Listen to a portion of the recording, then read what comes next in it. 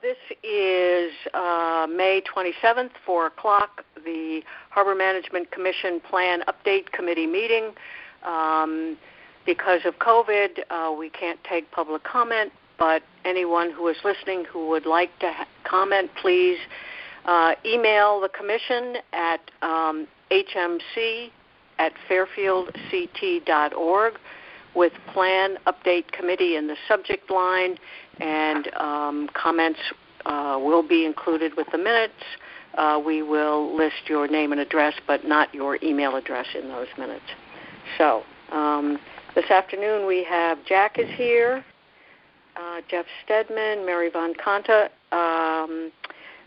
Cheryl, were you able to make it? Cheryl Beacock? Mark Foster? Okay. So it's just us chicks, just us four. So, and the plan is to review the second part of Chapter 6 of the plan, which in my plan starts on page 623 and goes to 645. And I have to say, Jeff, I thought that that this part of the plan was really, there's not a whole lot to do.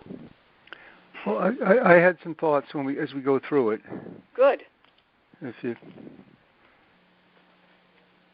Good. Shall we begin?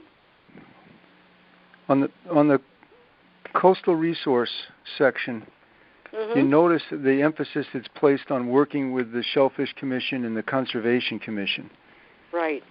And that was part of the trying to demonstrate that to get the support of those commissions for the plan. And I think that we might want to still talk about working cooperatively with them, but maybe we should also specifically talk about aspects of the environment that we want to protect and enhance. So I thought that we might want to consider adding a section specifically on maintaining and improving water quality in the harbor. And then that gets us into the support. Since the plan, there is and Mary was part of the signature event, but there is a Sasko Brook watershed plan that the Harbor Commission signed on to, or signed a letter of endorsement for, maybe 10 or 11 years ago. And so I think that we would want to reference that. And then there's also the Mill River plan, which unfortunately we never really had much of a role in preparing. And it turned out that it wasn't of much value to help with the aquarium project, but we could still support watershed-based planning in the Mill River.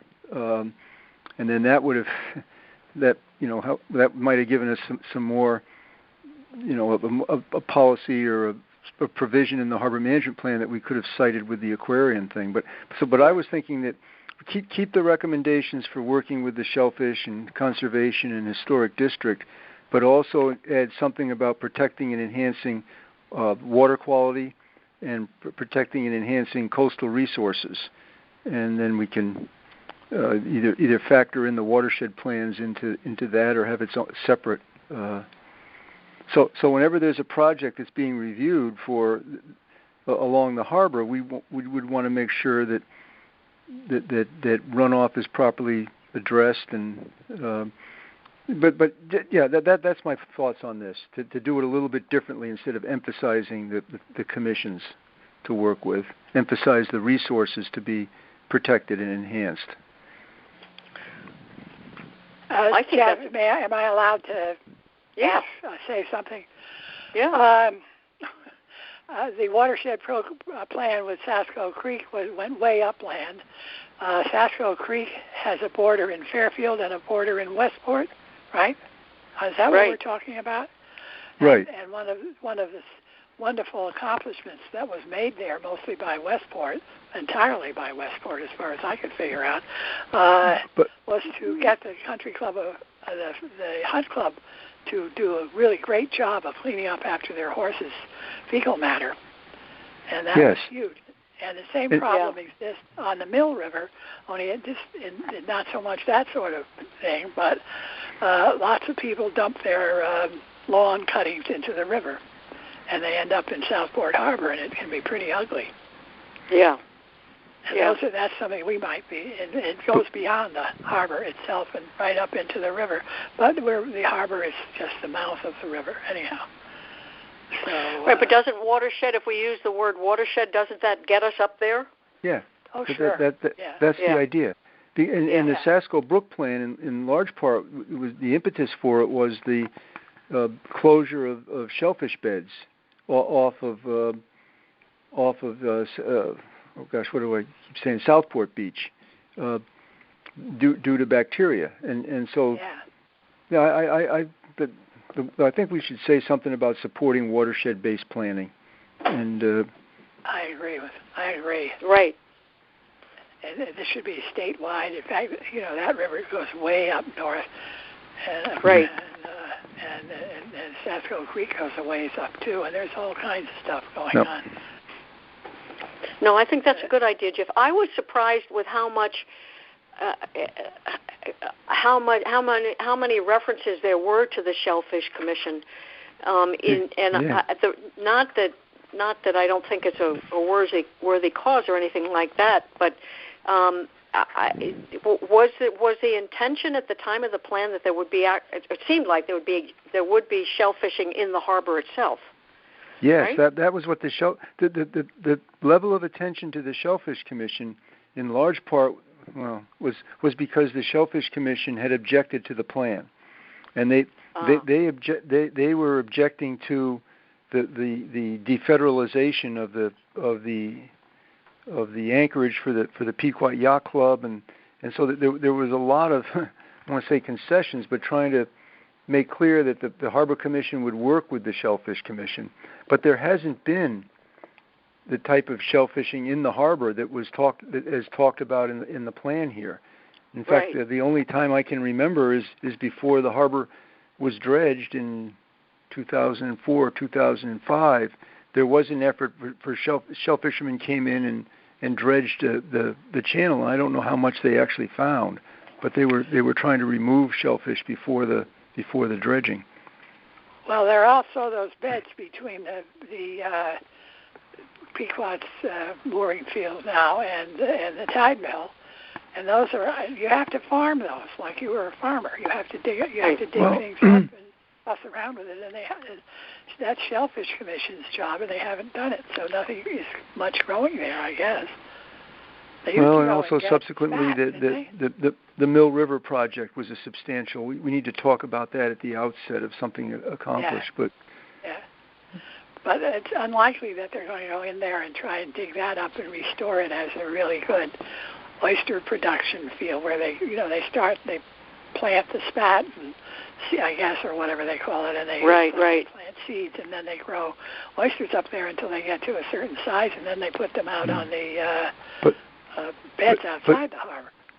Right. But it's not just the harbor inside the jetty. It's also the outer part of the harbor, where now one of the this is a good thing to point out in here. The approach to the channel, the harbor dredging project, is to utilize the sandy dredge material from the channel to enhance oyster habitat in the outer harbor. Right. So that should probably be mentioned when we're talking about enhancing, including using suitable dredge material from yes. Right. Yes. Very good. Very good. That's been part of our thoughts for a long time, right, Jeff? Well, but there's another issue too, because now there's no conservation director, and it's not clear who will assist with being the staff to the Shellfish Commission and the Conservation Commission. Is there a commission? Is there a Shellfish Commission? Oh yes. Oh yeah. They have a chairman. Yes. That's the guy you go to. They've done a lot of hard work in the last few years. But I don't think we want to diminish the. No, I don't think so either. Shellfish stuff. No, you don't want to diminish it.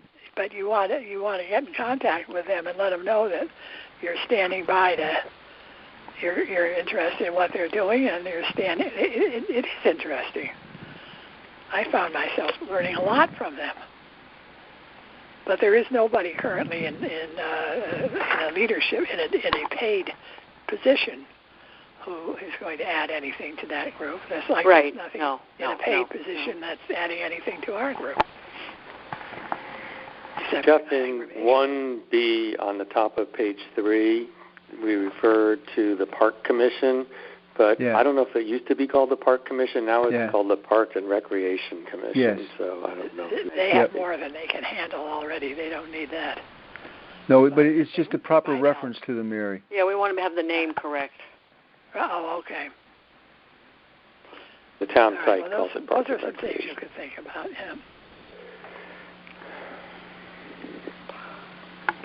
So that takes care of coastal resource protection, right? I think I think that. But I think the sense would be to emphasize more the resources to protect, and still keep the to do that. We'll work cooperatively with the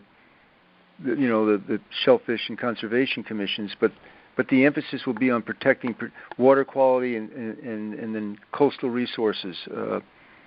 Such as the intertidal flats and tidal wetlands, and avoid activity. That was the only thing I could see that could be added to this. Okay. Well, all the grass that comes down the river is not good for the quality of the water in the harbor. Right. Yeah, but we want to pursue the highest possible water quality. In the harbor, right. And we want to manage and that's never been a problem. Oh, you know what else is the reference to the pump out station at the Pequot Yacht Club? Yes. Okay. Because that's we want to make sure that I don't want to say make sure, but a policy or recommendation should be continuation of that facility for the public. Absolutely. Do we have to say that? Why not? Why not? It's part of the agreement between the yacht club and the town, and I think but that agreement hasn't been signed by anybody since 2008. And it seems to me that the more places we can point out that the agreement exists and that this is, that kind of provision is part of that agreement, the more important it is sort of for the future of it. Well, it doesn't have to be signed unless they do. I understand, but people are not paying attention if they're not. People don't know that it exists, and so the more places we can reference it and the services, the importance of those services, I think the happier that we all. I mean, I think that's in the public interest. Yes. I agree with you. But I don't think people. Well, anyhow, never mind. I think it's a good idea to have that thing signed every 2 years. Absolutely. That's what and the other thing, I believe that they're required to maintain a sign down at the town boatyard. Well, I saw that in here, and I was wondering is there a sign there? I don't know if there is, but I think it's part of the. To read it. Part of the permit is that they need to advertise that pump out is available in the harbor. Ah. And the sign is so small you can't see it. Really? But it's there. Mm-hmm. It is Unless there. it went away in the last hurricane. All right. Well, we can find that out. Now, on the other hand, the other side of that picture is you don't really want this endless stream of boats coming into Southport Harbor to get gas, and they won't be because it's expensive and it's a long way from where they are anyhow, so they can get it other places. It's hard to hear you, Mary. I don't want to scream either, but, it's hard. You don't want to have millions of people bringing their boats in for fuel in Southport all the time. And it's not likely that you're going to because Southport is not handy. There are other places you can get it in Westport, Norwalk, Bridgeport, and Fairfield that are much closer to the vast number of boats around the area. Right. But you don't want to have. You do want to have. I don't know. I always thought there should be a slightly larger sign, but I don't know that. I probably don't want to get into that. But we can include as part of, whether we call these recommendations or guidelines, but I think we need to reference that it's a provision of the plan that the yacht club provide a vessel waste pump out station available to the public, and it should be properly not advertised, but properly announced. Yeah. Right. You might as well put that in where you can have every place you have a chance, and all the other provisions that are in that agreement. All right. Right. Recommendations for water access. This needs some changes, I think, or some updating, including a specific section on the lower wharf. Yes. Because remember that this included I forget where it is, a recommendation to acquire or pursue what was called the Trev's property. Right. It's towards the end of it, isn't it? What's that? It's towards the end. The Trev's references to the Trev's. Yeah. You want to do that now? No, I'm just no. I think that we should add a section, because this is the responsibility for the lower wharf rests with the Harbor Commission. So we should talk about how access to the harbor should be provided from just as we said, from the town boatyard, but it would also be provided from the lower wharf. And then we want to say what is the appropriate access to provide, and it would be for, I guess, fishing and viewing. I got to go. We have to look at the deed, and probably the deed could be added as an appendix to this too. Think of that. It's 5D and E in this section. The Trev's property is mentioned. Yeah. But the restrictions that are put on it by the people from the community who put money into it, should be published. Right, but they're in the deed, Mary. They're in the deed. So if we put the deed in, it would reference them. Yes. Yeah. And there should be a sign up which says what they are, but they won't allow signs, so that takes care of that. Right. So we're kind of skunked. Under to kind of back up a bit, under Section 4, I wondered about the fees that fishermen pay. Mm-hmm. Commercial fishing vessels may use town dock, but must pay a fee. Section 4. What are we talking about here? What document are you looking at? The plan. Page 626 or page 5 of what Jeff sent earlier. Okay. All right. We jumped over all the rest of this. Okay. Well, we're talking now, Mary, about the recommendations or that we would want to include for access, water access. Right. And I agree. I don't know that we want to. Actually, this is interesting. I apologize for talking too much, like as always, but the town of Greenwich is, for a while, was trying to work with the Corps of Engineers to dredge the Federal Channel in Greenwich Harbor. Yeah. And in the course of the planning, which was going on for a year, the Corps found out that the town of Greenwich does not allow non-residents to use the town marina in Greenwich Harbor, which provides access to the Federal Channel. So the Corps of Engineers stopped. It's an issue we're trying to grapple with. The Corps of Engineers stopped the planning and said, we're not going to do any more unless you change the regulation to allow non-residents to be able to use the marina. And we haven't had that issue because of the way when we did the plan the first time. I don't know where that fees. Non-residents are allowed to enter the harbor, but it's very, very restricted because there's no parking. Right. But we're going to have to attest that we don't that the town doesn't see. Geez, if that came up now, see, one of the there's provision for non-residents to use the launching ramp. Right. There's also provision for non-residents to be on the waiting list. Yeah. Now, can non-residents get on the list to have a dinghy dock?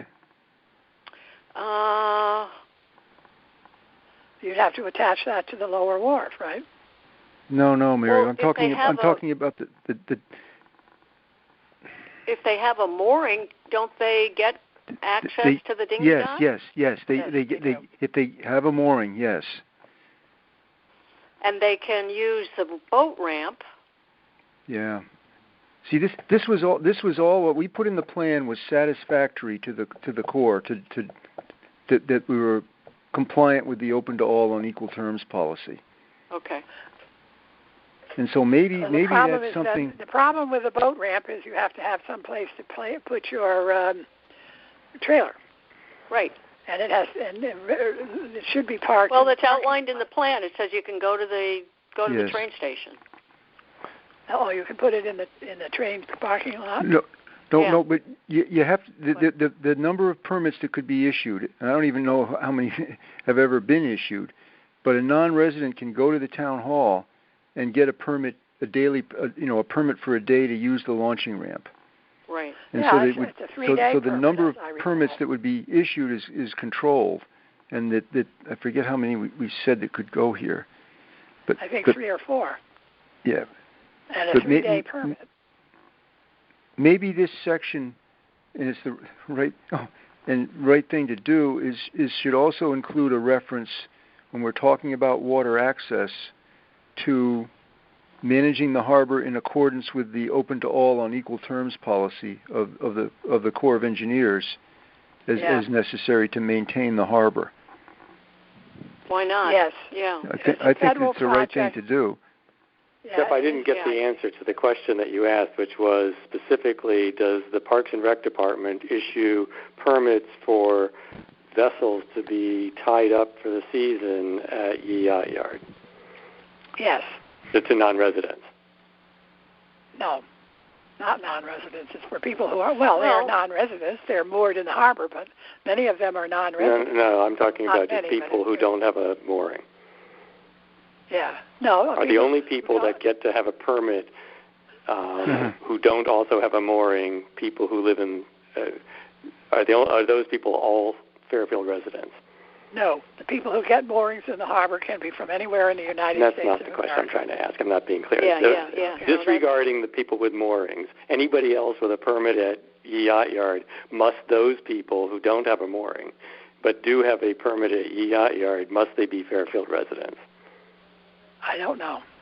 I mean, that seems like an important. If we could find out the answer, that clarification would be helpful in this document. The people at South Benson Marina must be Fairfield residents. Right. Yeah, but that's not subject to the same federal regulation. Yeah, but the people who use the launching ramp at South Benson, they have a certain number of people that are non-residents that are allowed to get those permits. Right. We're talking about permits for the docks at Yacht Yard. For the docks at Yacht Yard. No, I don't think so. I think I don't know. You'd have to ask what's his name who runs the South Benson. He knows. We need to know that. My opinion. We need to know the answer to that.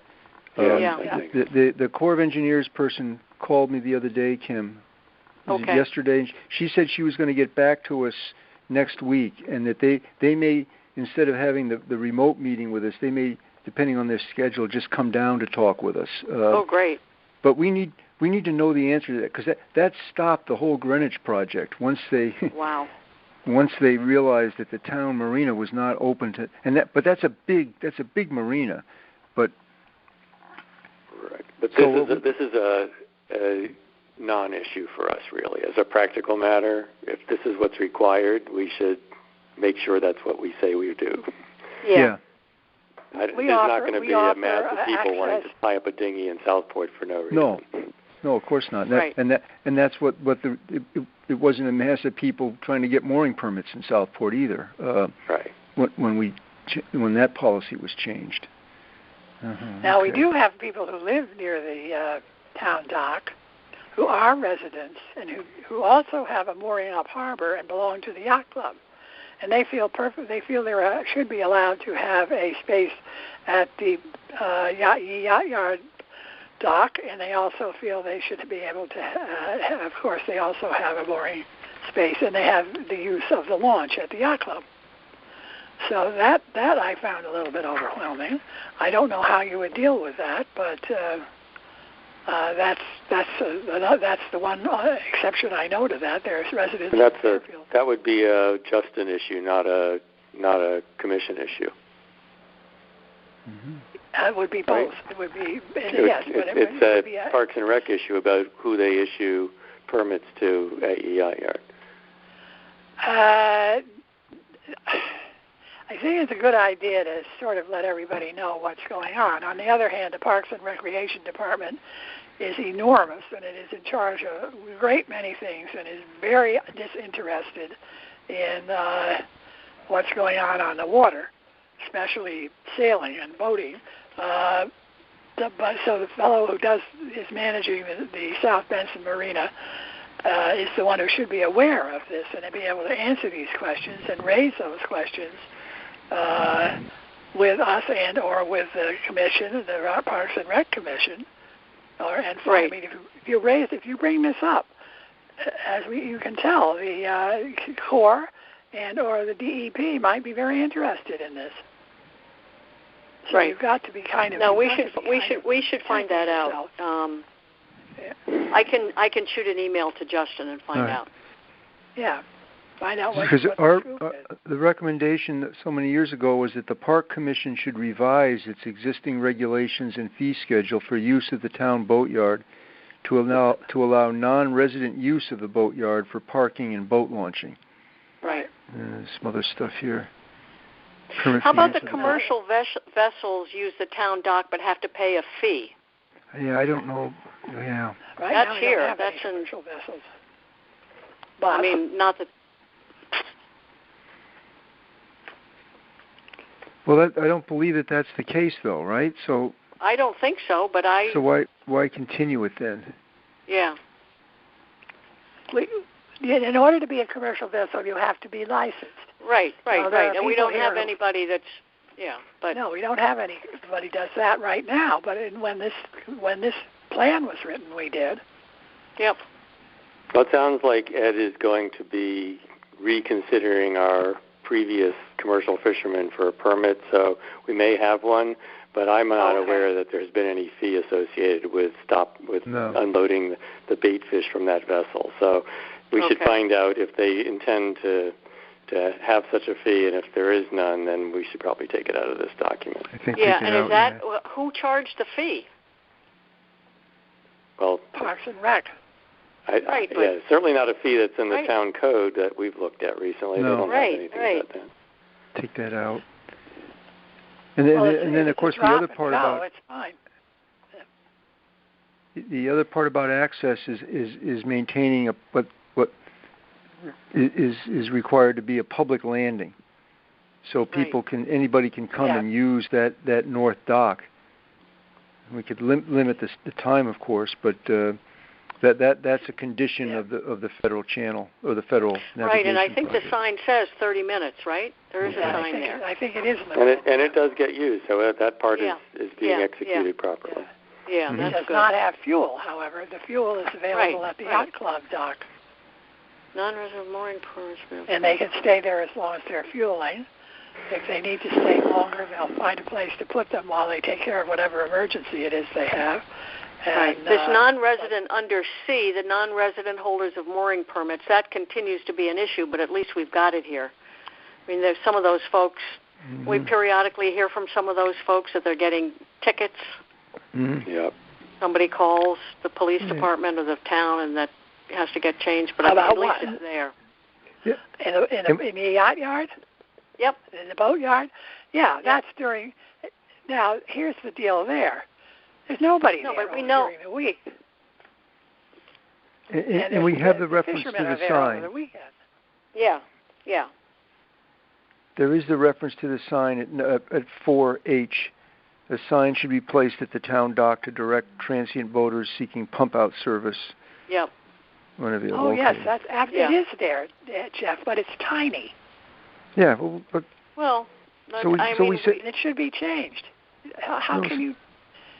But we can't change it. It's not our sign, unfortunately. Yeah. So our policy, Mary, is a sign of suitable size or a suitable sign, something like that, is all we can do in the plan, and then we'll work to see that it is. Yeah. So you go down and take a look at it. Yep. So in number 5, appropriate access to inner harbor. I mean, I think the only ones that we need to change are the D and E, right? Yes. Well, what about Willow Road Street? And other areas? What about Willow Street? I'm not aware that there's an access from the end of Willow Street. Is there, Kim? Is there? Yes, there is. I don't know. I've not walked there recently, but I don't remember any way to get there. I thought those were it's sort of closed off at the end of that street, as I remember. On your 2 feet, you can march right down there and walk through a mucky situation and enter the harbor. But if you take a car down there, you can barely turn it around. You have to back it up for quite a ways, and you may not leave it parked there. Right. So in essence, it's not available to anyone except a walker. And the end of Willow Street we're talking about, Mary. Yes. Okay. And that's what you say. But it is a public right-of-way that ends at the water, right? Yes, it is. Yeah. No, it ends at yes, but you can get through there. You can walk through there. And the property that is used to be owned by Jason Robards and earlier on other people, has a fence all around it, so you can't get into that property. The gate is locked, so you can't get into the property at all, but you can walk down there and walk into the harbor if you want to. Unless they've changed that regulation, which I don't think they have, because I don't think they know it's there. This says this we were talking about car top vessels and I mean, you could do the same thing at the boatyard. You could take a right, vessel, but we're talking about number C on Willow Street. If we need to modify that, my advice on C is, as a practical matter, if anybody scrutinized this, the access from A and B and whatever we do to revise D and E is going to be straightforward and obvious and not controversial. But the C is dubious. I mean, you can't park. You can barely find where to walk. It just seems like we shouldn't include it in this at this point. Yes, and also it just doesn't survive scrutiny as being a real access point, even though there's a right of way. It makes the people who live there matter, furious. Nobody can access it. So that would not and we have these other great accesses, and it just sort of diminishes the others by including that. Yeah. And take that out. Yeah. Now, what about that South Gate area? I never heard of that. I didn't read the whole plan, obviously, years ago. But there's an area called the South Gate something or other space. That's near my house. It's next to that yellow house across from the beach, the Southport Beach. There's a little strip of property that runs by where the creek runs out up next to the bridge, and that is a conservation area. And I've never seen anybody access no longer has public access anyway. Because that's listed in the original document. Right. I mean, it probably is legally, but it's got all these wildflowers and protected things, and I don't think anybody would think it's appropriate to walk across there. It's also very marshy. Well, it's not. Yes, it certainly is not a good idea to muck up a marsh. Right. We can use every marsh we have. Right. So I think that I think you ought to take that out of the plan. Right. And then also we need to reference the beach property that was transferred by Mr. McMahon to the town adjoining the lower wharf. Should that be considered as part of the lower wharf, you think? Well, didn't we when we why not? Yeah. Well, it's got a separate land deed, across though. the street. Yeah, it has. It doesn't have a the property separate deed, that goes with that house. No, the property that they gave to the town. Yeah. The wall, so that right? That would have a separate deed. But since it's adjacent to the lower wharf and the responsibility rests with the Harbor Commission, right? Correct. Right. Then we should discuss it as along with the lower wharf. The lower wharf. Yeah. Why not? Yeah. I think. Yeah. Yep. You should formalize that. Yeah. Because that will disappear as a thought otherwise. While we're talking about access here, I didn't read this because I was away before you sent it. Is this a place where we should be saying that is not water access for dogs? Mm-hmm. I'd love to say that. Oh my gosh. It's in the town code, right? I'm trying to remember, where do we have the no dogs? I think it's in. Well, but do we have it in the town? Parks and Recreation is in charge of parks. But this is not the lower wharf is a separate animal. I thought it was in the no swimming thing is in the town code, which that's human beings. Presume applies to all mammals, not just humans. No, it doesn't presume that at all. Well, clearly. You ask any dog lover in 500 miles, and they'll say, no, that's not true. However, we will have one get murdered one of these days, and then we will have a problem. Well, but maybe the commission has never done it, but if the commission is responsible, as it is for the lower wharf and that beach, the commission can adopt rules and regulations for the use of it. And then the details of that. So maybe, do you want to say in the plan about a specific use, or just that lay out the basic uses and say that there'll be uses subject to rules and regulations duly adopted by the commission? And can they do it the same way that the mooring rules are done? I think we have to be vague. I think we have to be vague because we don't have the rules, and I can't imagine, frankly, not in the next year and a half, that we're actually going to sit down and consider rules that govern behavior down at the lower wharf. We've got so much else going on. Maybe we make some statement about public safety and safety for boaters. Note that it's a navigable waterway, that there's not much water, even if it gets dredged. But the harbor is not. Humans are not supposed to swim. Right, no, we say that's in the town code. That's in Section 2411. A whole lot of humans jump off the sandbar from the country club. Yeah, it doesn't just say swimming and underwater diving. Swimming is prohibited in the inner harbor, but it doesn't say animals can't swim. But the problem is more often animals than humans. Yeah. Well, and animals, the town of Fairfield is very friendly to animals. They allow horses to go right, down. But that's in the off season. That's not in the. Yes, that's not. That's true, and that's from October to April put into the water. And the same thing is probably true of the dogs. I think use of the area by dogs is discouraged, and people who allow their dogs to swim there do it at their own risk. I think that's the message. The town code gives the authority to the commission to adopt rules and procedures for implementing specific portions of the harbor management plan, as it deems necessary. So the rules and procedures are not just limited to mooring and anchoring. Right. So we've not. Yeah. Go ahead, Jeff. I'm sorry. No. So we can try to have the general outline for the use of the lower wharf, subject to specific rules and procedures that may be adopted and amended as necessary by the commission.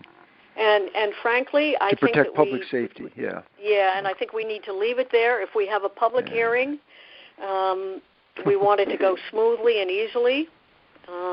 And I hate to be a wimp, but right, but well, you have two very powerful groups. down there. And I think people that who live there and the people who go there.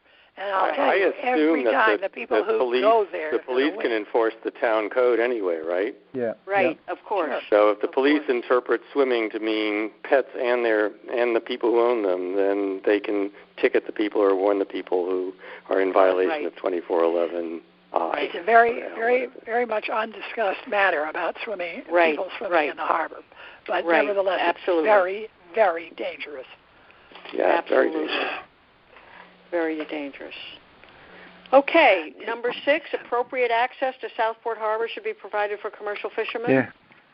I don't know what to say how to do this then. Well, the last paragraph of that, a special committee should be appointed by the Commission to evaluate in more detail the needs of commercial fishermen. Yes, good idea. I don't know that we leave. No. And then above it, in the paragraph above it, there's a... Well, one of the problems we've had in the past is that these so-called commercial fishermen have not had any active commercial licenses, and they're supposed to have them. Right. And that has caused a great problem with harbor masters. And so I think properly licensed commercial fishermen of a certain size may be permitted to come in. Right, but we want to provide, but the reason again for emphasizing commercial fishing was that was something that DEEP promotes, and they wanted us to say something, with all of the issues about the unequal access that we were trying to grapple with.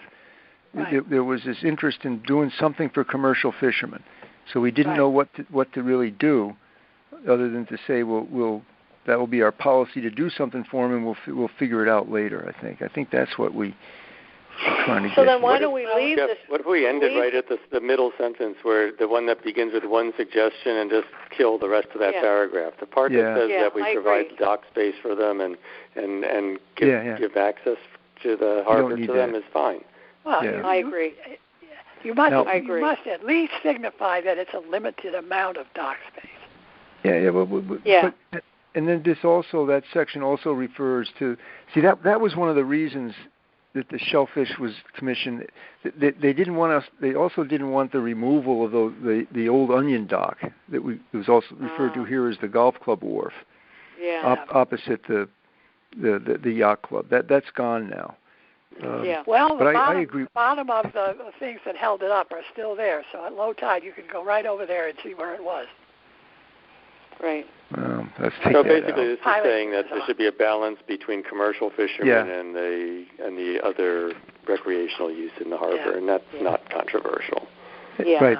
So we're not precluding commercial fishing, but right now I don't think that there's a demand for facilities for commercial fishermen in Southport Harbor. Right. I don't think so. It's crazy. But we may well have one commercial fisherman again next year. Well, and we have the provision in the mooring rules too. Right. Okay. The whole committee on page 8. South Benson had a hissy fit over somebody who wanted to come in there, who was a commercial fisherman and wanted to do this, that, and the other thing, and they were not happy about it. They offload stuff and do all kinds of smelly things, and they didn't like we don't care about them, Mary. Well, I'm just telling you. It's all recommendations for plan implementation measures. Yeah. That one has already been done, right? Yeah. Right. So one is to continue to look at the ordinance from time to time, and just as we doing now, and make adjustments. Yeah. Right. And then we'll make recommendations. 2 is our rules and procedures, right? Yeah. Well, yeah. And then someplace we have the rules and procedures, but this was different. This is the administrative stuff, like what do we do when we're reviewing an application or conducting meetings, sort of like similar to bylaws.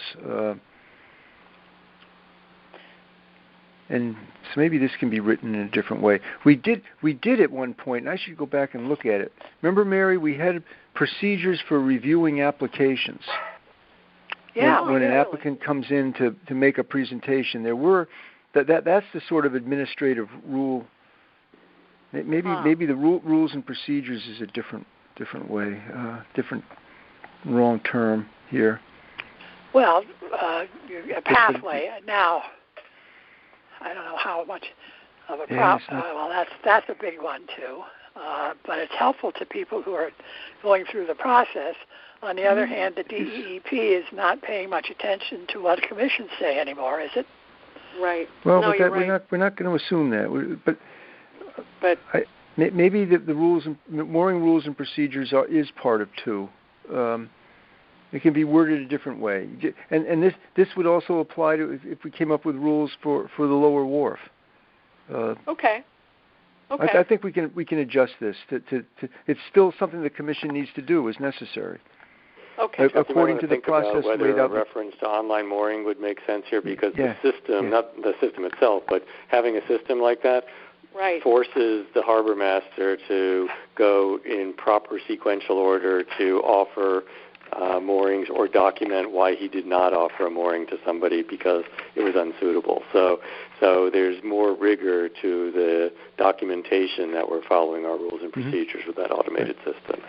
Maybe we could reference the online mooring requirements later on where we've got recommendations for the harbor master and the mooring committee. Good, right. I was thinking about the sort of rigor that you're trying to say here about consistently following rules. The system actually forces that.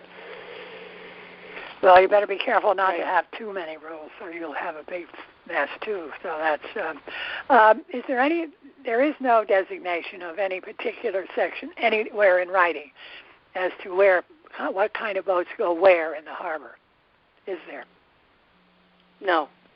But we talked about that. Very Green mooring field is understood to be for deep draft boats.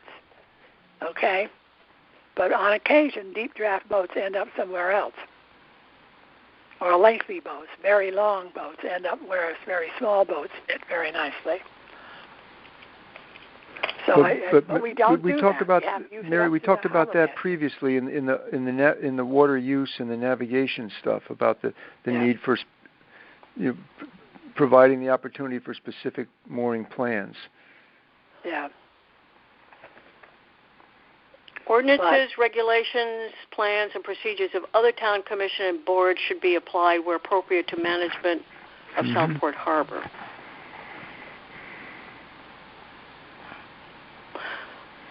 I didn't see it's too just much sort of there everybody working to. You know what we've got to also try to do is interact with the town plan and zoning commission on their update to the plan of conservation and development so that there's an appropriate reference to the harbor management plan. Right. We were supposed to we didn't do that. But I think some form of this recommendation is still, the shellfish management plan, the plan of conservation and development. Yeah. Anything that the Parks and Rec comes up with, they should all recognize the goals of the harbor management plan to the extent that they can.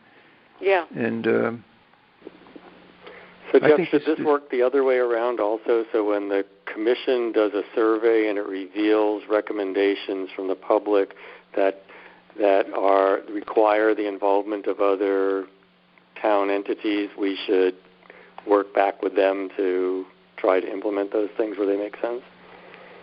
I think that was one of the basic goals is coordination among right, but that the survey we just did is an example of us getting input to things that we weren't actually in our own authority to implement, and we were going to work with other entities to try. Right. Good point.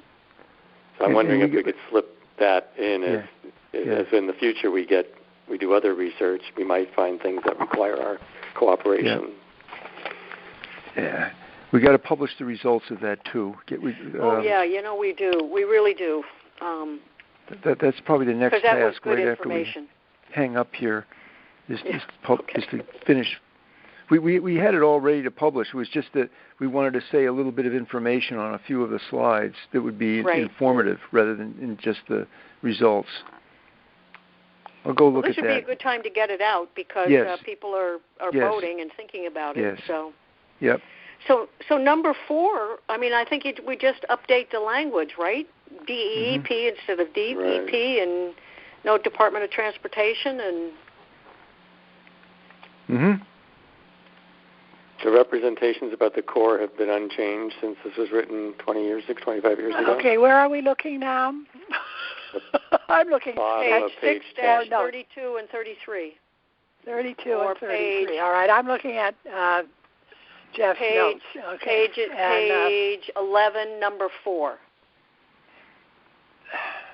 Well, we can write it a little bit differently, but it would still be the same. Have stated that the Corps will accept and, in fact, prefers local management of the. I think that's correct, and we could just maybe write it just a little bit differently. Okay. And then up above. The number 4, the second paragraph. Yeah. Yep.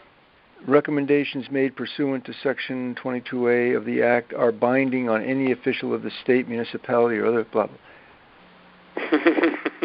that I think we need to continue the statement of that, and let's until it's. I don't think we want otherwise. Well, the judge said otherwise, but right now it's being appealed, and that's DEP policy. Right. And we should just include this the way it's written in other harbor management plans that have recently been approved, which states that a recommendation of the Harbor Management Commission, pursuant to the plan and supported by the policies of the plan, is binding. And we put that back into the previous earlier section on the policies anyway. Exactly. But I think we don't want to diminish that or say that we feel otherwise. Right. Not at all. Is there any opportunity to even strengthen it by saying it's been a long-standing? Yes. That's what the argument we're making with hopefully the new legislation. Right. It's established and worked well. It's an established policy. Yes. Right. Yeah. Now, does the DEEP have to approve of this plan? Oh yeah. Oh yeah. Okay. Well, that would hold them up. Well, we'll see, Mary. That doesn't mean we're not. Right now, we're putting in what we think should be the right thing to put in. Right. And what would they say? Well, we can't approve this because of the judge's decision. Well, what about the other plans? You've approved the exact same language. Let's get to that when we get to it. Well, I thought you just got to it. That's why I brought it up. No, I mean in terms of discussing it with DEEP. Yeah. Or arguing with DEEP. Right. Okay. And they're appealing it, aren't they not? Yeah, yes. They want more power. Well, they don't want to pay attention to the residents of a town. But Mary, that's their policy now. It's established DEEP policy because that's what they've approved in harbor management plans. And when you think about it, it doesn't mean that they have to do what the Harbor Commission says. It just means if they do something different, they have to explain themselves. Yeah. Yes, well, they haven't done that. Well, or not very well, anyhow. Okay, the Harbor Management Commission should manage Southport Harbor. Are we there? Yeah, that could be written a little bit differently. Will be okay. This feels like it needs to be updated. Sure. It's sort of future-looking 25 years ago, and seems like it's ready for updating. The Harbor Management Commission should apply the municipal something to the yes. Well, this is something was looking, like you said, looking to the future and starting from nothing. Now it's applying that municipal authority to the extent. Yeah. To the extent possible. The Commission should initiate actions needed for dredging of the harbor. This is where we put in sand management plan, right? Again, we talked about that earlier. This was in anticipation that. Sorry to be talking all the time. No. If the plan was approved, the Corps would dredge the harbor. And that the Commission would be, would start doing that, or start working on that. So I think the Corps would not dredge Southport Harbor right now for any reason whatsoever that I know of, except possibly the removal of sand for worthy reasons. Well, that's what we're doing true? now, Mary. We're working with them to dredge the entrance channel. Yeah, I know. But they're not going to come in here the way they did 10, 15, 20 years ago and take everything out. No, but there's not the need for it that there was back then. Here the need is for the entrance channel. Right, but then now 10 years from now it'll be for the whole channel. Yeah. So the commission is the lead agency of the town. But just bear that in mind, because it is a reality that there's very little attention. I guess the necessity for the state is trying to take that over to some degree to help out with recreational harbors, right? That's funding. That's not doing the work to actually get the approvals. Yeah, right. But so the commission is responsible for working with the Corps of Engineers and is the lead town agency or what's the proper word? The locals represent the local sponsor, something like that. It's the commission's responsibility for working with the Corps of Engineers to achieve maintenance dredging of the harbor as necessary, something like that. Yeah. So this is still pretty. We just have to rework it a little bit. Yeah. So Jeff, when this was written, this was prior to the defederalization of the North Anchorage. Does the commission have an interest in facilitating in any way it can the dredging of the North Anchorage for the continued survival of the Pequot Yacht Club in the harbor, recognizing that it's not our responsibility to dredge that part of the channel, but we have an interest in the continued success of the Yacht Club, and should we be thinking about whether we reference the reality of maintaining the North Anchorage as an anchorage? Well, I think we did that in the previous discussion, Jack, when we talked about the navigation, I believe, and the water use recommendations, where we talked about maintaining the North Anchorage for the Yacht Club's use in exchange for the public services that the Yacht Club would provide. I'm specifically saying the Yacht Club is looking at dredging again, I understand, and it's going to be a challenge for them as well. I just wonder what the commission's role in they're looking to dredge the North Anchorage again. What's that?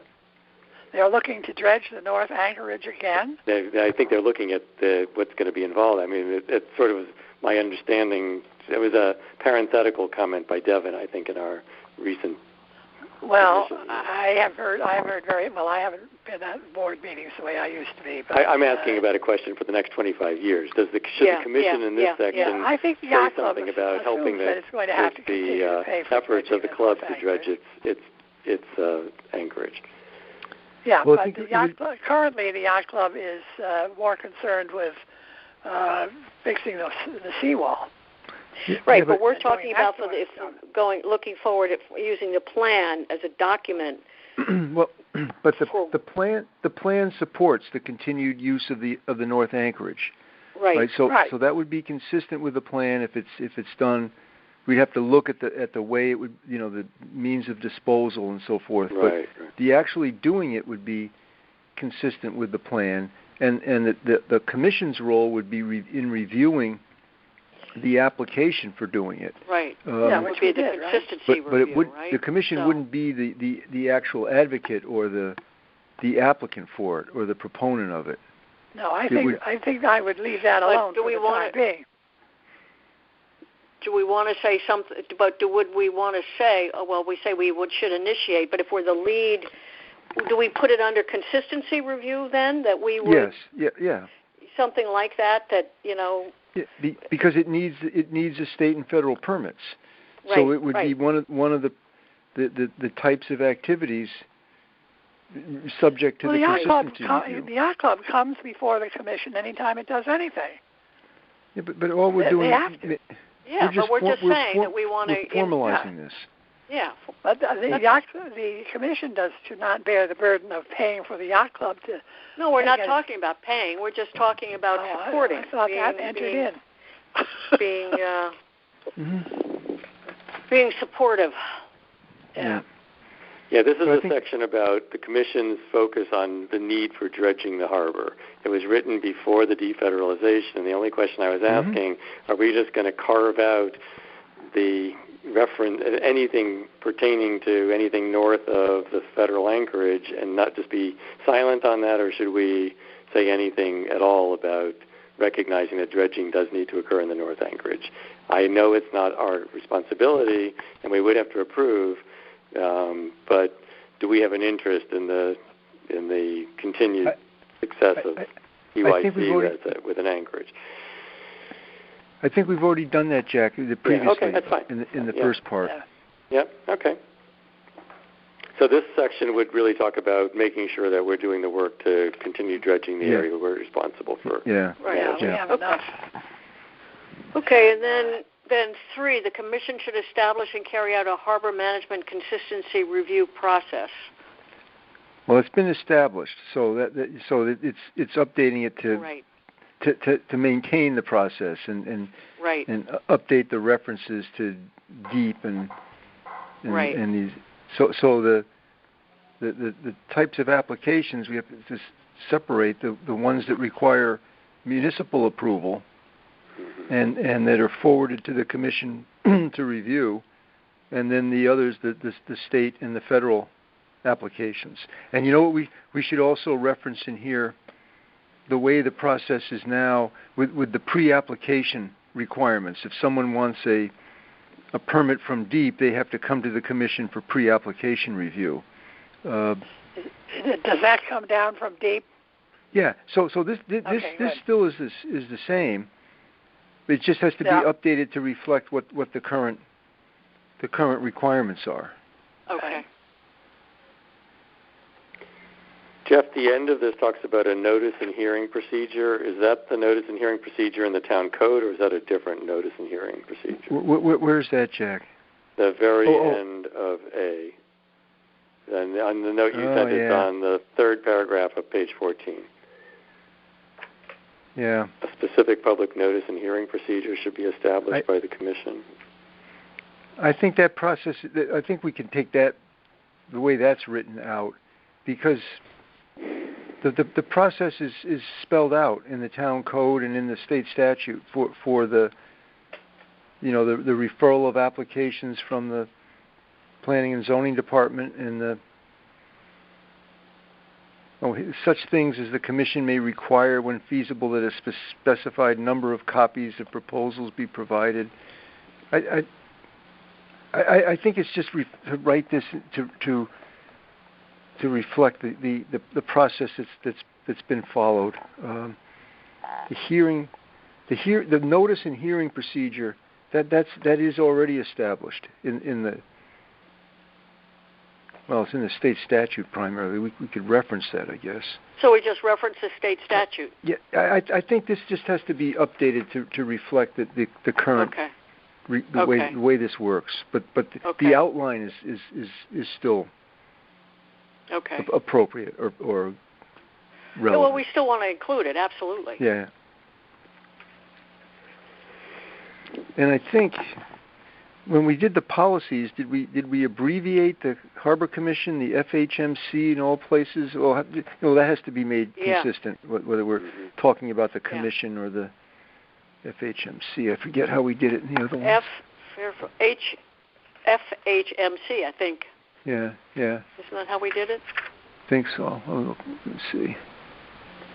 I don't know. I've read so many letters and annual reports and stuff like that. I kind of forget where we did what. Yeah, I'm looking at. Well, that can be all made consistent. So, are we on page 16, number 4? The Commission should conduct an ongoing examination of the effectiveness of the management plan and revise the plan. Are we that far along? It refers to an annual review, which I'm not sure has been done. Yeah. I saw that. I thought maybe we should say something like periodically or whatever, but not each year. Well, in a way, it is. We do sort of have an ongoing evaluation of it, but this is really. I think we could shorten this section a little bit. If you make a change to the harbor management plan, it needs to be, follow the same procedure as for adoption. Right. And the annual review, we don't have to be that specific, because that's not. You should hold a formal review meeting to determine. Yeah. I think this can be just shortened a little bit. Okay. And then number 5 is what we're dealing with now. Yeah.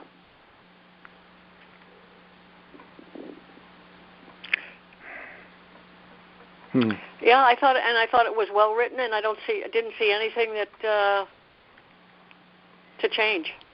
Well, I remember when we wrote this, and the DEP guy who was sort of aggressive when we were doing this, he made it clear you can't overrule a decision of the harbor master. You can't say you're acting as an appeals board, but you can listen to what and try to resolve it, and then of course it's not the DOT's Bureau of Aviation and Ports anymore that provides oversight. It's the DEP. But I think this is still sort of good to have this. I thought it was excellent. So Kim, number 5 that Jeff just referenced sort of triggered for me. This is just a administrative question for you. So with respect to the updated rules and procedures, we're needing to propose changes to the town code to make the town code up to date with the rules and procedures and where the plan is going to be. Is it your thought that we would submit that soon for approval by the RTM, because it has to go through at least a couple of meetings and a committee before that? Or were you going to wait to do all of that till after we have a new updated plan to submit to the RTM? No. In fact, I asked you I sent you an email and asked if you had contacted the RTM moderator. Where am I getting any of your emails? I don't know. I haven't seen that. well, maybe we should talk about that separately. But that no question, I was thinking yes, I have not, and I'm happy to do that. But I just have to make sure we're on the same page. Okay. All right. Okay. So this number 5 would be, in this example, would just be with respect to the update of the plan, and separately we'd do what we have to do with the rules and procedures. So, right. Okay. Right. Okay. Right. And then this is reflected also in the rules and procedures. This number 5. Mm-hmm. It's almost word for word, I think, isn't it? And maybe the term is the commission may review actions by the harbor master, acting under authority. Because we don't review every action. It's in response. Does it state anywhere that the harbor master attends the commission meetings ex officio? No, we've got the section that follows is on the harbor master. Yeah. Oh, okay. Well, he's supposed to be at the meetings, right? He is. Yeah. Yeah. So that's when you talk to him about these things. Right, but this is a statement that says that we should review his actions, and I think Jeff's recommendation is a good one to May. May, absolutely May. May, yes, exactly. First of all, we don't have any real authority to insist on anything anyway. So no, you can't tell it. The harbor master is under the guidance of whoever they've decided, and the higher ups of the state. The governor appoints him. It's a highly political position. And this time around, you may not be asked to make any comments about who the next harbor master ought to be either. I can't hear you, Mary. All right, you have to. Depends on who's running the government of Fairfield, whether they want to hear from you about who you would suggest for a harbor master. That's not correct. The state statute says that unless you change the state statute, the governor can't appoint a harbor master unless the that person is on the list of 3 names provided by the Harbor Commission. By the Harbor Commission by way of the first selectman, right? No. The first selectman doesn't have a role. Well, yes, he depends, does. but the state statute says nothing about the selectman. Yeah. The governor appoints the harbor master from a list of not less than 3 names provided by the Harbor Management Commission. Okay. Well, we're not replacing the harbor master anytime, I hope, anytime soon. But recommendations for responsibilities of the harbor master and the mooring committee. Well, that we need to just check with because we update in the updated rules. We changed the language about the mooring committee just a bit. Yep. But I wondered if we wanted to dock master, if we wanted to leave that reference in, or.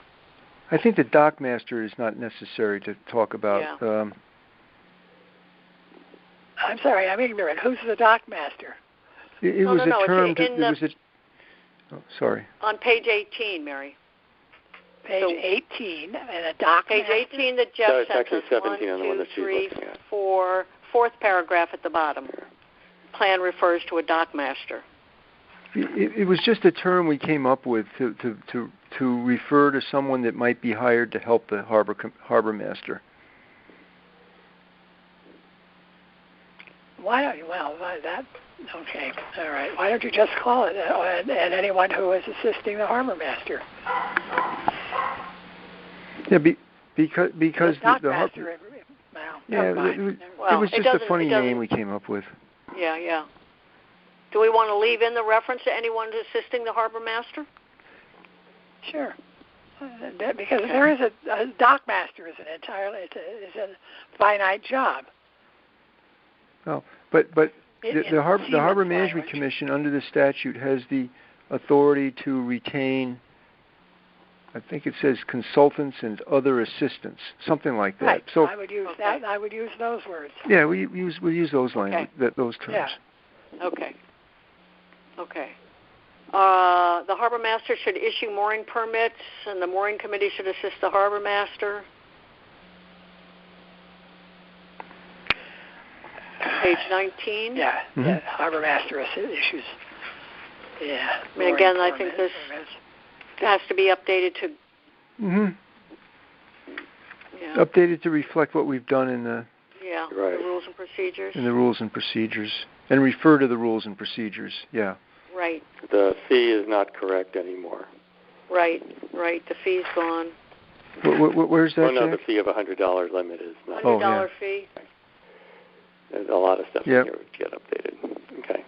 Has the state changed the minimal fee for the harbor permits? It's $200 now, but you don't want to list whatever the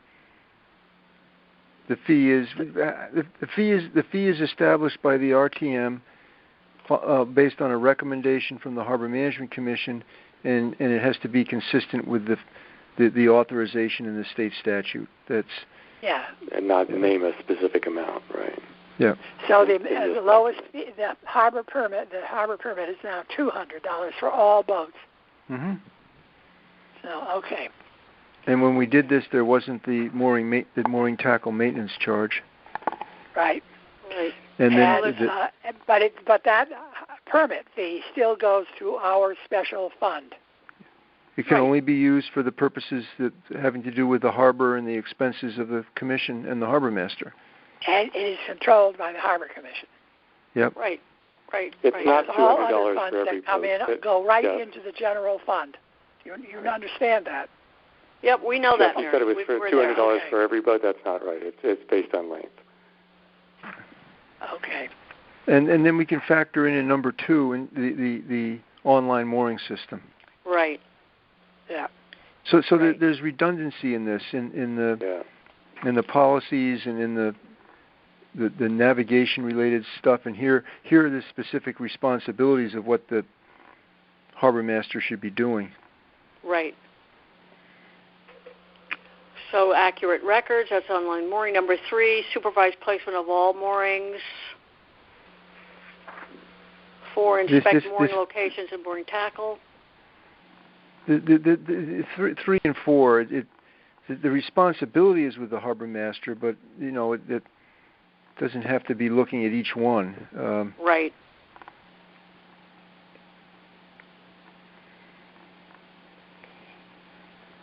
And then 5, revoking mooring permits when in the public interest to do so.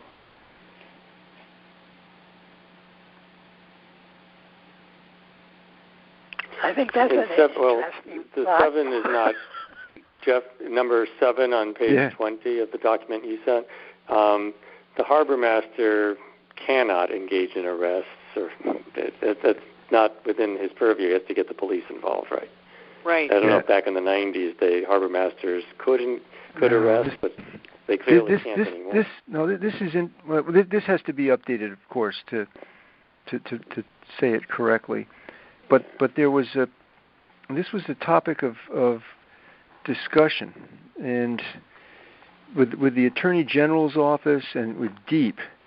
And I remember a meeting where the guy from DEEP, the boating division, this was years ago, said all the Harbormaster can do is pick up sticks out of the river or out of the harbor or something like that. It's very dismissive. But the statute. Oh gosh! And then there was an Attorney General's opinion, and it was written by Richard Blumenthal, I think, at the time. Ooh. It was. Oh gosh! I started talking before thinking about it, but the statute is written about that appears to give the Harbormaster authority to enforce the boating laws.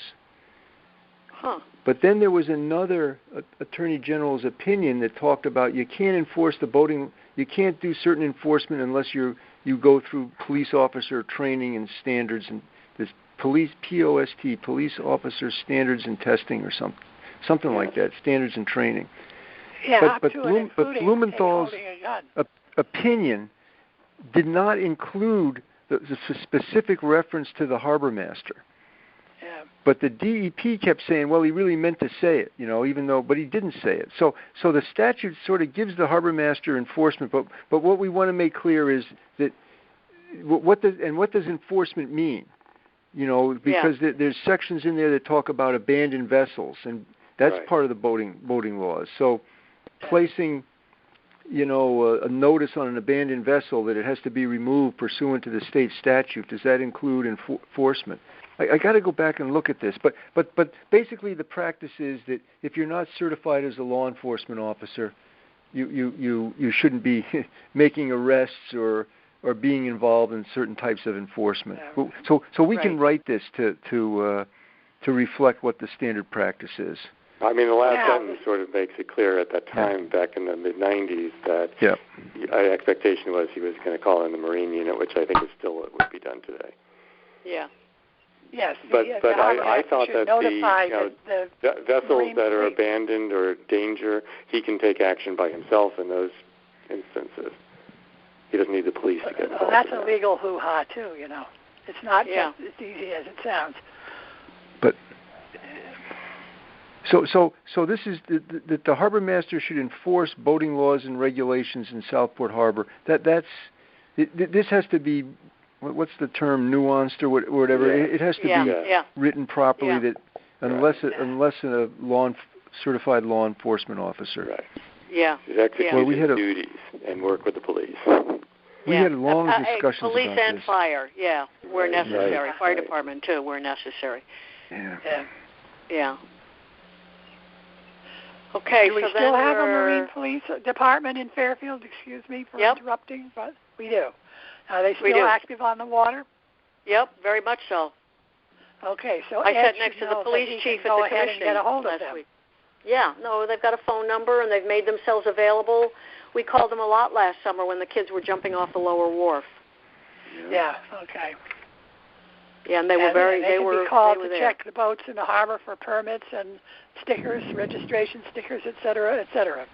Which there are sometimes. Well, they don't do that. That's the kind of thing where the Harbormaster would have to. That's why we got the Harbormaster in a boat. We hope. Should we? But he can't arrest anybody. We should. I think we should reference the boat, Jeff, and I thought that would be under the last provision. We're talking about funding. But also the Harbormaster's responsibilities. Supervising mooring placement.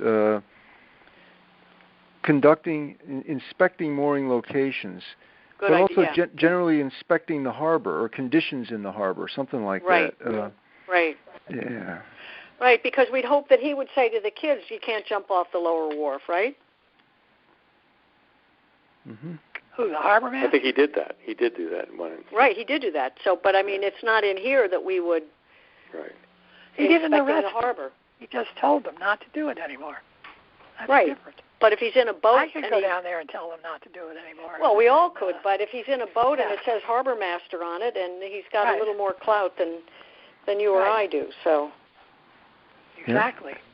Yeah. Activities but for which kids, funds may be expended, including the Harbormaster boat. Yeah.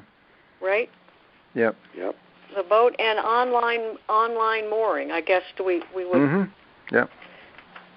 Talk about that as well. No update on the boat, Kim? Not a peep, and I don't know if Ed has called. Jen Carpenter gave Ed some names of people in town to call. The finance department. Yeah, he told me that he had left messages, and that's the last I heard of with those people. Okay. Mm-hmm. I thought the yacht club was looking for a boat for him. They've donated the boat, but we got to get the town to agree to accept the donation, and that's what we're waiting for. Oh, Lord. So it should be pretty straightforward. So anything else here that we need in this Chapter 6, Jeff, that we... No, it's... Jack, this is a helpful discussion, again, just to go over the... Interestingly, the stuff still holds up, some of it does. Absolutely. Over time. Absolutely. But we can add to it and strengthen it. But there's nothing here. Some of the things have been accomplished, but the only thing that I would change is that seems incorrect now is that enforce boating laws and regulations. That has to be clarified. The Harbormaster shouldn't be, issuing speeding tickets or right. Boating the Harbormaster can inspect vessels for proper markings and report them to the authorities for their attention. Mm-hmm. No, he should do that. That's right. I agree with that's you. Something that I agree with that, Mary. Yep. Yeah. I agree. Now, somewhere in your notes, Ed, yes, Jeff, there's something there about what I was muttering about way back in the beginning, about other access to the waters. There are several paragraphs in your notes. All right. Number on page 3. Okay. Number 2 on page 3 of your notes, Jeff. Oh, me? Okay. Yes, appropriate access to Sasco Brook should be provided from Southgate Lane. Okay, da-da. Now, if that is now an area where it is a conservation area, you need to look into that and see whether that's along any holes still. From Southport Beach, access to the outer harbor from Southport Beach should continue in accordance with Park Commission rules and regulations for use of the beach. I think they frown upon boats being launched into the mouth of Sasco Creek from the beach, but I'm not sure. I would think so. Talks about the we're not just talking about boating access, Mary. We're talking about visual access and whatever the access is that's appropriate from that location. Yeah, well, Southgate Lane, Sasco Brook is an area where you can launch a boat, right? All right. Well, and I don't know. Jack had mentioned that earlier. Jack says no. Well, no. We were talking about the... that was Willow Street. The conservation land that's on Pequot Avenue across from across from Southport Beach. Now you're talking about Southgate Lane, and again, I'm not aware. It may legally be a access point, but I have no recollection of there being any practical access there. Okay, the town's Southgate Lane is that road that ends with a cul-de-sac at the end. It's got houses on both sides. I can't imagine. I've never seen it. I've walked there. They're managed by the Conservation Commission. Limited public parking is available along Southgate Lane. Pedestrian access to Sasco Brook. Okay, that's on your feet. Future plans by the Conservation Commission to enhance opportunities for water access from the Southport Lane open space area. And the town-owned open space on Saskill Brook should be developed in consultation with the Harbor Management Commission. That's your paragraph, Jeff. Yeah, that's right there. I see it. Yeah. Okay, so that's a thought. I think it's a very dangerous place to launch boats. We had some very bad drownings in that area many years ago with young kids who get out there and got in a mess, and some of them were drowned. But it's something to keep in mind. It's a bird nesting area. It's very shallow and tidal. I can't imagine that you're going to be hiking around in there. They certainly don't want boat launching. It's very messy. No. Unless they have a proper ramp. And then you'd have to go under the bridge at Pequot. That's dangerous. At Pequot? So why don't we just say that any plans to enhance opportunities for water access should be developed in consultation with the Harbor Management Commission. Right. Yeah. And just not put anything in there that would encourage people to go down and explore. Right. And half that brook belongs to Westport anyway, right? Right, yeah, it does. Yeah. But the other half belongs to Fairfield. Yeah. Another reason it's probably not getting developed. Right. That's right. Fairfield isn't right. Fairfield has enough trouble with it. But when we did this, that Southgate Lane open space area, the Conservation Commission and Department, right. I don't think we would have made this up on our own. I'm sure you didn't, but I can imagine there are a lot of new houses in there, or relatively new houses. We need to revisit this and see if it's Yeah. Yep. Yep. At any rate, you really have to. It's an awful lot of verbiage, and it is nobody in his right mind with a minor little old mooring in Southport Harbor would ever pick that up and read it, right? Unless they had a major reason for it.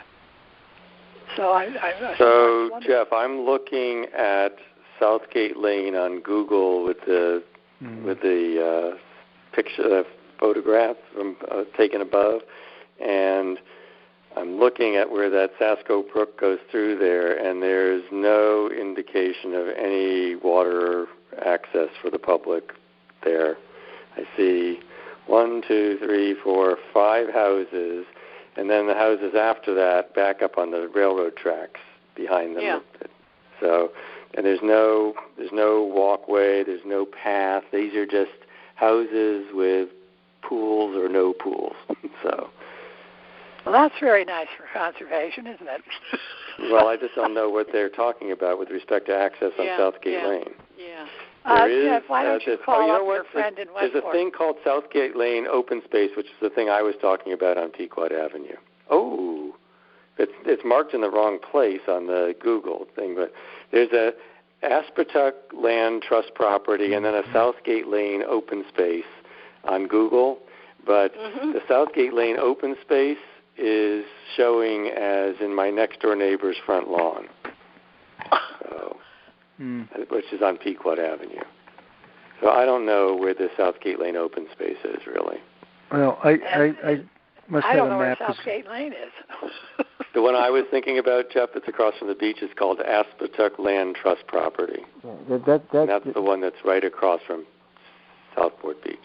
Yeah, there is one, and I've got a map of it someplace because the Conservation Department did a coastal open space plan. But the point is that has to be looked at and corrected. Yeah, we don't need to emphasize that. But right. But back then, again, the issue that was driving a number of people was that Southport was restricted. So we were trying to look for ways to talk about the public enjoying, not just by boating, but by looking at things. And we'll review this Southgate Lane thing. I'll see what but now there's nobody in conservation to even talk to. Well, I was just going to say, I volunteered to call, but there's nobody to call. There's nobody to call. Well, I'll be curious what you find out because I don't see, just looking visually on Southgate Lane, I just don't see anything here. Well, you know what? Maybe what I'll do is shoot an find out who's the chair of the Conservation Commission. Is that North? That was the head of the. I don't know. I don't think so. It's the person Nelson Kim. North? No, it's the woman Hahuth. I think her name is. Jen Hahuth. Yes. I will. Why don't I shoot her an email and just say we're looking at our plan and we came across this reference and we couldn't find it on a map and we don't want to eliminate it if it's still there. But is it still there? Before you do that, if you could do it tomorrow, because later tonight I'll send you a description of it from the Conservation Department's plan for Sasko Brook. I know I have a description of it. Tomorrow's plenty of time. I could do that tomorrow. All right. Jeff, take a look on Google Maps also to see where it shows it. It shows it as in somebody's front lawn on Pequot Avenue. No, that's not good. That's bad. Those Russians, they're doing it again. Okay, ladies and gentlemen, it's about 5:30. Thank you. I think we're done. Yeah, it was a good discussion. Good discussion. We're thinking about our next meeting. I'm looking towards the end of June. Yeah, and maybe sorry to interrupt. Before that, we should I should quickly finish that summary of the survey, of the questionnaire, so that we can distribute that. I don't know that we need to have a meeting to do that. We could email that around and then how would we do that? Post it on the website. We post it on the website. We get back to Sasquatch and all the people, the yacht club, with all the people who were so generous to in sort of publicizing it. Yeah. And we can get back with the first select woman and perhaps get her to include it in her Friday email. Okay, and then Betty, Kim, you want me to reach out to the moderator and discuss the game plan to get? Please, that would be great, Jack. Okay. Yeah, if you could, that would be great. Yep. And Jeff, you were saying Betty? She didn't call yet today. It's 5:30. I may call. I hope she doesn't get annoyed. I may call her on her cell phone just to see if she can post the rules and procedures tomorrow. That would be great. You saw what I sent earlier. Yes. Yes. Right. Yeah, they look good. Okay. So let's hope if she can do that tomorrow, then that effective date would be tomorrow. And I have the drawing with the May, instead of December 2020, it's May 2021 because the rules and procedures reference the figure showing the Southport Harbor Management Area. So I just changed it. I'll send that over to you too. But that goes with the rules and procedures because it's referenced in them. Right. So we would plan, I guess, our next meeting we could do the 17th or the 24th. I have jury duty on the 24th. Okay. So why don't we shoot for the 17th? Okay. And we'll see kind of where we are and what needs to be done, and if we could maybe even depending on how much we get done. But why don't we shoot for the 17th? Okay. Of June, around 4 o'clock. Okay. Yep. Okay. Thank you for the discussion. It's enjoyable to talk about this stuff and maintain what we started a long time ago. So, anyway, talk to you later. Okay, everybody. Good meeting. Thank you. Bye. Bye-bye. Bye-bye.